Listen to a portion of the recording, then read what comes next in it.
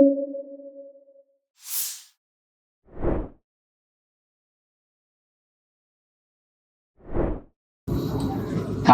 பாரதிய ஜனதா என்ன தத்துவ மாற்றத்தை, என்ன கொள்கை மாற்றத்தை நீங்க பார்த்தோம்? இல்ல. திமுக, அதிமுக என்ன கொள்கை மாற்றிருக்கு? ரெண்டு ஒண்ணுதான். என்ன கொள்கை மாற்றிருக்கு? தமிழ் அது சாகலாம், அதை பத்தி பிரச்சனை இல்லை. தமிழன் அவன் சாகலாம், அதை பத்தி பிரச்சனை இல்லை. என்ன இருக்கு? முதலா மதுக்கடையை திறந்தது பெருமகன் ஐயா கலைஞர் அவர்கள். ஐயா கலைஞர் எது செய்தாலும் எதிர்த்து செய்கிற அம்மையார் ஜெயலலிதா அவர்கள் வந்து கலைஞர் திறந்த கடையை நான் மூடுவேன். மூடிட்டாங்களா? இல்லையே. ஆற்று மணல் கொள்ளை போகிறது. என்னுடைய வளம், என் மண்ணின் வளம். எவனாவது இந்த மண்ணின் மகன் எவனாவது ஒருத்தன் அந்த மண்ணை ஆண்டால் அந்த ஆற்று மணல் கொள்ளை போயிருக்குமா? ஆந்திராவில் தடை இருக்கிறது, ஆற்று மணலை அள்ளக்கூடாது. கேரளாவில் தடை இருக்கிறது, ஆற்று மணலை அள்ளக்கூடாது. கர்நாடகாவில் தடை இருக்கிறது, ஆற்று மணலை அள்ளக்கூடாது. ஏன்? அந்த மண்ணின் மகனே அந்த மண்ணை ஆள்கிறான். என் மண்ணின் வளம் களவக்கூடாது, என் மண்ணின் வளம் சுரண்டப்படக்கூடாது என்று அவன் நினைக்கிறான். ஆனால் என் மண்ணில் எவன் ஆள்வான். அதனால எவனையில ஆடிட்டு போலாம், கொள்ளையடிக்கலாம். ஆண்டு ஒன்றுக்கு 60,000 கோடி லாபம் என்கிறார்கள். அரசுக்கு வெறும் 300 கோடி கமிஷன் என்கிறார்கள். ஆற்று மணல் கொள்ளை போகிறது, அங்கே நாம் தடை இருக்கிறது. இங்கே அல்லாதீர்கள் என்று தடுக்க போராடுகிற மக்களுக்கு தடியடியும் தடையும் இருக்கிறது. அன்றைக்கு சாராயம் காட்சியவன் குடித்தவனை கைது செய்தார்கள்.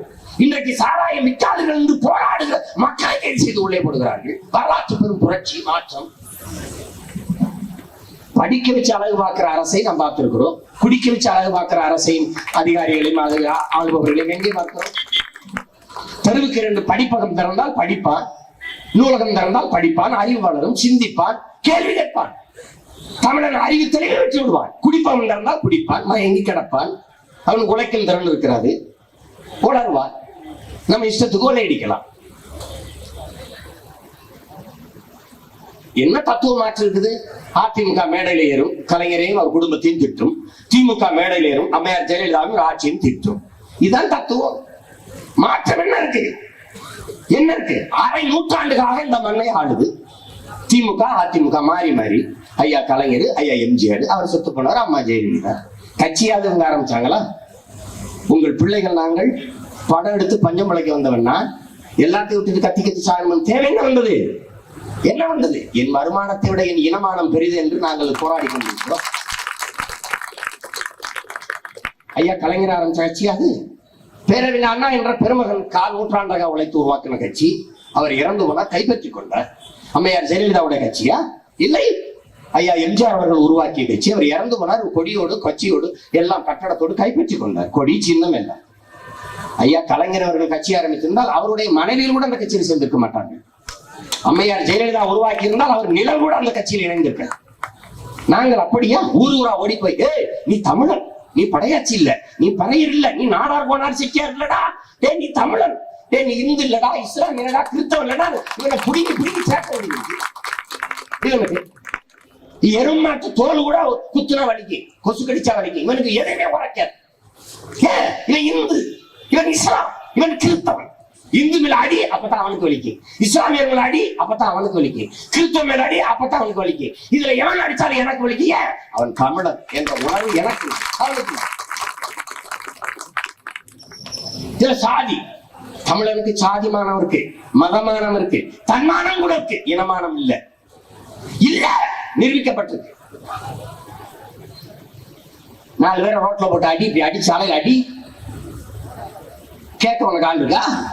நாய் அடி, கேட்க ஆள் இருக்கு. நாய் அடி, அதுக்கு அமைப்பு இருக்கு. இந்த நாயை எப்படி அடிப்பாய் என்று கேட்க ஆள் இருக்கு. உன்னை இவனை அடித்தால் கேட்க உலகத்தை ஆள் கிடையாது. நீ ஞாதியற்ற பெயர். ஏன்? உனக்கு தலைவன் இல்லை, தகப்பனும் இல்லை. இதுவரை தமிழன் வரலாற்றில் அடுத்த வீட்டுக்காரனே நமக்கு அப்பனா இருந்துட்டான். இதான் உண்மை. கச்சத்தீவு வரி போச்சு. ஏன் போச்சு? எடுத்து கொடுத்தது அம்மையார் இந்திரா காந்தி. கொடுக்கும்போது முதலமைச்சர் இருந்தது பெருமகன் ஐயா கலைஞர் அவர்கள். கேட்டாரா? மக்களை திரட்டி கச்சத்தீவை கொடுக்க கூடாது, எமது மீனவ மக்களின் வாழ்வாதாரம் பறிபோய்விடும், அதை அனுமதிக்க முடியாது என்று போராட்டத்தை அறிவித்து செய்தாரா? இல்ல, அது போயிடுச்சு. காவிரி நதிநீர் உரிமை இழந்தது யாருடைய ஆட்சி காலங்களில்? இவர்கள் தான். முல்லை பெரியாற்று உரிமை இவர்கள் தான். குடங்கள் அணுகுல கையெழுத்து போட்டது யார்? இவன் தான். நீச்சுடர் ஆய்வு கையெழுத்து போட்டது யார்? இவர்கள் தான். நீட்ட நெறியாட்டு கையெழுத்து போடுறார் இவர்கள் தான். என் சொந்த மொழியில் என் பள்ளிக்கூடத்தில் படிக்க வழி இல்லை, இந்த நிலையில் நிறுத்தியது இவர்கள் தான். ஒரு மொழி பாடமாக கூட என் தாய்மொழி என் பள்ளிக்கூடத்தில் இல்லையே, இதுக்கு காரணம் யார்? இவர்கள் தான். எல்லா துயரங்களும் துன்பங்களும் இந்த நிலத்தில் என்னை துரத்தி துரத்தி அடிக்கிறேன். இதற்கு காரணம் நான் பிறப்பதற்கு முன்பிருந்த இந்த நாட்டை ஆள்கிற இந்த கட்சிகள் தான், இந்த தலைவர்கள் தான். ஜெயலலிதா மேட்டர்கள் ஏன் மின்சாரம் இல்ல? கலைஞர் காரணம். ஐயா கலைஞர் யார் காரணம்? அம்மா ஜெயலலிதா. எங்களுக்கு தெரியுது, என்கிட்ட கேளுங்க, 2 பேரும் தான் காரணம். மாறி மாறி சொல்லிக் கொண்டே இருப்பாரு. என் தம்பி கார்த்திக் குறிப்பிட்டாரு, இடைத்தேர்தல் ஸ்ரீரங்கத்தில் திருவரங்கத்தில் ஏன் நடந்தது? என்ன சொல்லுவா ஒருத்தர்? அம்மையார் ஜெயலலிதா வருமானத்துக்கு அதிகமாக சொத்து சேர்த்தார், அதனால் பதவி இழந்தார், அதற்கான தேர்தல் என்று ஒருத்தன் பேசல. அதிமுக பேசாது, திமுக பேசியிருக்க ஏன் பேசல? தகுதி இல்ல, தகுதி இல்லை.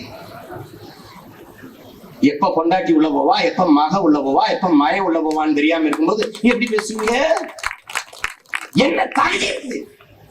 இனிமே அரசுக்கு வந்து நான் அனைவருக்கும் கல்வி இலவசமா கொடுத்துருவேன், அனைவருக்கும் மருத்துவம் சரியான சமமான மருத்துவம் எல்லாருக்கும் கொடுத்துருவேன் சொல்ல போறீங்களா? சொல்ல போறீங்களா? சொல்லுங்க.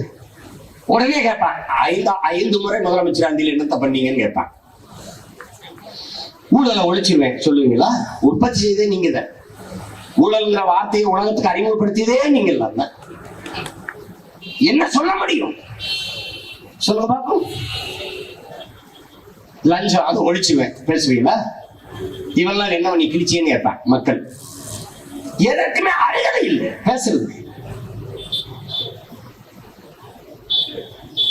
அந்த வலி, அந்த வேதனை, அந்த காயம் எல்லாரையும் நம்பி நம்பி நின்று ஏமாந்து போனோம், வஞ்சித்து வீழ்த்தப்பட்டோம், முடிவெடுத்தோம், சாகிறதுன்னு ஆயிடுச்சு, சண்டை போட்டு சாவமுடா.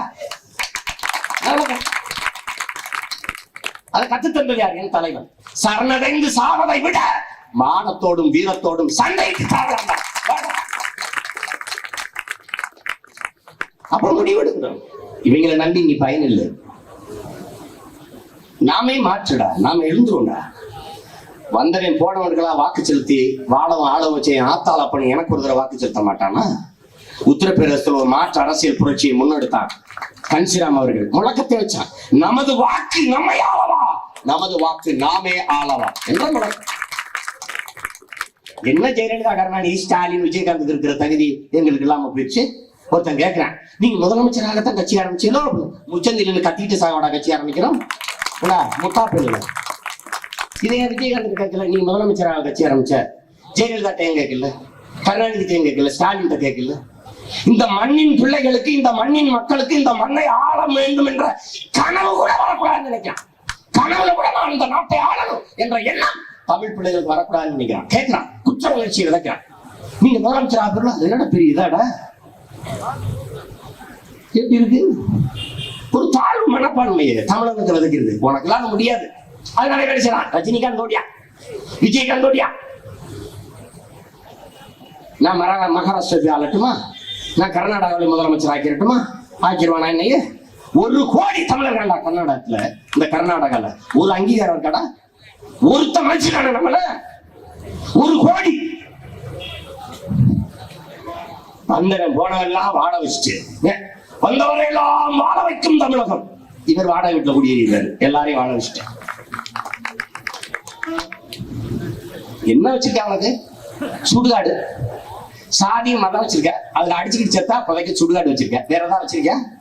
எல்லாம் இருக்கா? ஒண்ணு இல்ல. அதுவும் சில சாதிக்கு சுடுகாடும் இல்ல. என்ன இருக்கு? எல்லாம் முடிஞ்சு போச்சு. அப்ப அடிப்படை ஒன்று கூட இல்லாத நிலையில் நாம் தொடங்குறோம் இந்த வேலையை. அது என்ன, வேற வழியே இல்லை, எப்படியாவது போராடி பார்ப்போம் என்று இந்த கட்சியை தொடங்குறோம். இது ஒரு பெரிய பணி. இது வரலாற்று பெரும் சுமை. இதை எடுத்துட்டு போறதுங்கிறது ஒவ்வொரு தமிழனுக்கும் கையளிக்கப்பட்ட கடமை. இது சீமானோட வேலை, அவன் கூட இருக்கிறவங்களுடைய வேலை என்று நீங்க பார்க்க முடியும். மான தமிழச்சி மாறல பால் குடிச்ச ஒவ்வொரு பிள்ளைக்குமான கடமை. என்ன செய்ய? இந்த நிலத்தை விட்டு எங்க போவேன்? அவனுக்கு என்ன இருக்கு? எல்லாம் தனியார் மயமாய் கொண்டிருக்கு. எல்லாம் உலகமயம் தாராளமயம் வித்து கொண்டிருக்கிறார்கள். அதை உணர்ந்திருக்கிறோமா? எல்லாம் தனியார் மயமாய் கொண்டிருக்கிறது. போராடி பெற்ற சமூக நீதி பல ஆயிரம் ஆண்டுகளாக கல்வி மறுக்கப்பட்ட சமூகத்தின் பிள்ளைகள் தான். நான் எங்க ஊர் அருணையூர்ல, சிவகங்கை மாவட்டத்தில் அருணையூர்ல படிச்ச 5வது பட்டதாரி. நான் தான் 5வது பட்டதாரினா அப்ப எத்தனை ஆண்டுகளா எனக்கு கல்வி வரல? எங்க அப்பாவுக்கு கையெழுத்து மட்டும் தான் போட தெரியும். அப்போ இந்த தலைமுறையில தான் நாங்க பள்ளிக்கூடமே பார்க்கிறோம்.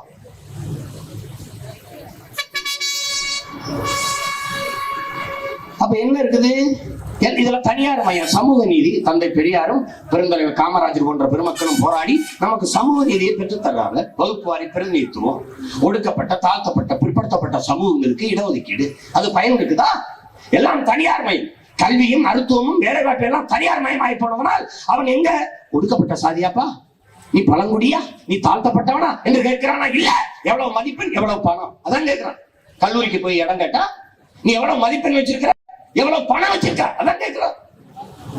நீ சமூகத்தில் தாழ்த்தப்பட்டவனா, நீ ஒடுக்கப்பட்டவனா, நீ அடித்தளத்தில் அழித்து வைக்கப்பட்டவனா, உன்னை உயர்த்துவதற்கே இந்த வேலை, இந்த வகுப்பு வாரி பிரதித்துவம் இருக்கு, குடு என்று கேட்கிறானா? இல்லையே. எங்க இருக்கு? எல்லாம் தனியார் மயம். கொரியா ஓடியா, ஜப்பான் ஓடியா, சீனா ஓடியா, தாய்லாந்து ஓடியா, எல்லாரும் ஓடியாந்து தொழில் தொடங்க. அது விவசாய நிலம் பறிச்சு தரோம், அது நிலம் கையகப்படுத்துறோம். உரிய தொகை கொடுப்பீரா? இழப்பீடு கொடுப்பான். உரிய தொகை இல்ல, இழப்பீடு. எந்த தொழிற்சாலைடா அரிசியும் பருப்பை உற்பத்தி செய்யும் நிலத்திலாடா விளையணும்?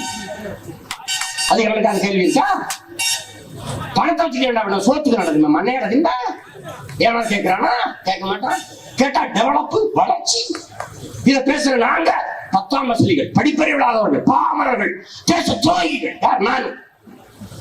என் நிலத்தை, என் தாய் நிலத்தை ஊராளுக்கு பறிச்சு கொடுக்கிற நீ தேச தலைவர். கூடாது, என் தாய் நிலத்தை அடுத்தவனுக்கு விற்க கூடாது என்று போராடுறா தேச துரோகி. எல்லாம் தனியார் மயம். இருக்கீங்க இவ்வளவு படிச்சவங்க, கற்றவர்கள். சாலை தனியார் மயம். இந்த இறங்கி போனா 50 கிலோமீட்டருக்கு 50 ரூபாய் பறிப்பான்.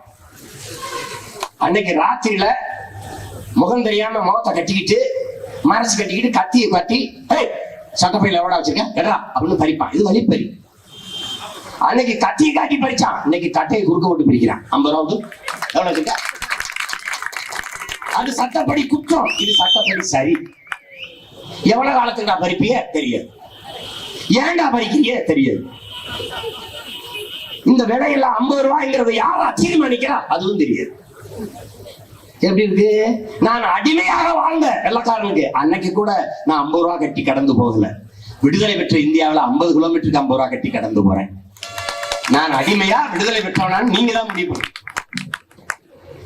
தனியார் சாலை தனியார் மயம், வானூர்தி அது தனியார், பேருந்து போக்குவரத்து தனியார், பள்ளி தனியார், கல்லூரி தனியார், மருத்துவமனை தனியார், குடிநீர் அது தனியார். அரசு வெறும் கமிஷன் வாங்குற புரோக்கர், அவருக்கு ஒரு வேலை இல்லை. எல்லாமே தனியார் மயம். டாஸ்மார்க் சாராய கடைகள் மட்டும் அரசு மயம். எப்படி இருக்கு? ஐயா கலைஞரை முன்னாள் முதல்வர் என்று சொல்லக்கூடாது. முன்னாள் சாராய வியாபாரி அவர்களே, அம்மையார் ஜெயலலிதா இந்நாள் சாராய அதிபர் அவர்களே, அப்படி நம்ம பேசணும். இது ஒரு நாடு, இது ஒரு நாடு.